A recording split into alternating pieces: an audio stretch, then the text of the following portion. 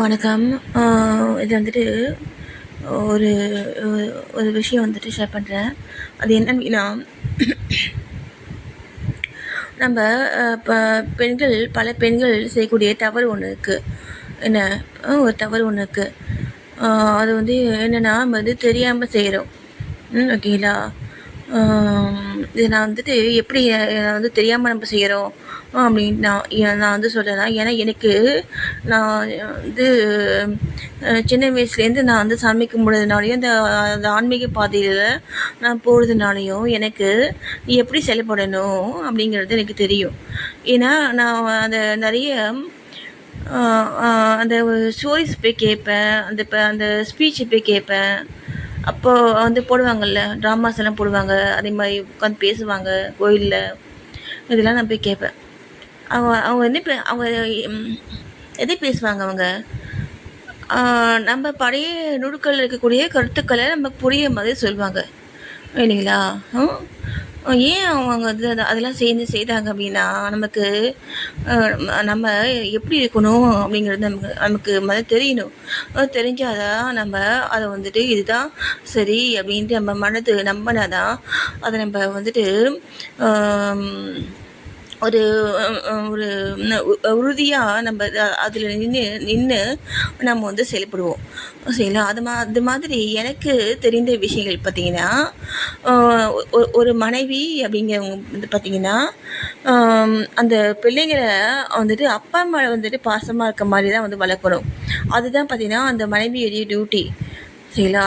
நம்மளுடைய டியூட்டியை நம்ம சரிவர செய்தால் மட்டும்தான் நமக்கு வந்து பார்த்திங்கன்னா பெண்களுக்கு வந்து பிறவி வந்துட்டு இருக்காது. பெண்களுக்கு வந்துட்டு பிறவி வந்துட்டு கிடையாது. திரும்ப அவங்க பிறக்கணுங்கிற அவசியம் கிடையாது. எப்படின்னா இந்த மாதிரி அவங்க எப்படி இருக்கணுமோ அந்த மாதிரி அவங்க செயல்பட்டால் மட்டும்தான் அவங்களுக்கு வந்துட்டு இந்த பிறவி வந்து கிடையாது அவங்களுக்கு. ஏன்னா அவங்களால வேறு எந்த மாதிரியும் வேறு ஆண்கள் செய்கிற மாதிரி இப்போ அந்த மற்ற வேலைகள்லாம் வந்துட்டு அவங்க செய்யணுங்கிற அவசியம் அவங்களுக்கு கிடையாது. ஏன்னா அவங்கள நம்பிக்கக்கூடிய அந்த ஃபேமிலியை வந்து பாதுகாக்கிறது தான் அவங்களுடைய ஃபஸ்ட்டு டியூட்டி. சரிங்களா? இல்லையா? நமக்கு அதனால் பெண்களுக்கு பார்த்திங்கன்னா அந்த ஒரு வந்து ஒரு வாய்ப்பு வந்து கடவுள் வந்து தராரு. ஏன்னா அப்போது அந்த பெண்கள் வந்துட்டு எந்த மாதிரி வந்து செயல்படணும் அப்படின்னா, இந்த மாதிரி தான் செயல்படணும். அப்பா மேலே வந்துட்டு, ஏன்னா அந்த பிள்ளைகள் வந்து இயல்பாகவே நம்ம மேலே வந்துட்டு பாசம் இருக்கும். யார் மேலே? அம்மா மேலே வந்து பாசமாக இருக்கும். அம்மா மேலே வந்துட்டு, ஆனால் அம்மா கிட்டேருந்து அதுங்க வந்து வரதுனால அம்மா மேலே வந்துட்டு எப்பயுமே வந்து பாசமாக தான் வந்துட்டு இருப்பாங்க குழந்தைங்க. அப்பா மேலே பாசமாக இருக்க மாதிரி பண்ணுறது தான் அம்மாவோடைய டியூட்டி. சரிங்களா? ஏன்னா அம்மாவை வந்து பார்த்திங்கன்னா பிள்ளைங்க வந்துட்டு அந்த வந்துட்டு கொஞ்சம் செல்லமாக வந்துட்டு வந்து வந்து பார்ப்பாங்க. அப்பா கிட்ட அந்த ஒரு கண்டிப்பு வந்துட்டு இருக்கும். வந்து நம்ம வந்துட்டு இது இருப்பாங்க. அப்பா வந்து கண்டிப்பாக இருப்பாங்க.